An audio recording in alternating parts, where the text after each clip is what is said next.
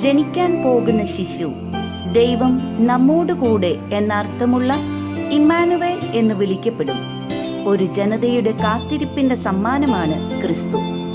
വിശ്വാസത്തോടെയുള്ള കാത്തിരിപ്പുകൾ ക്രിസ്തുവിനെ സമ്മാനിക്കും. നമുക്കും ഈ ക്രിസ്തുമസിൽ ക്രിസ്തുവിനായി കാത്തിരിക്കാം.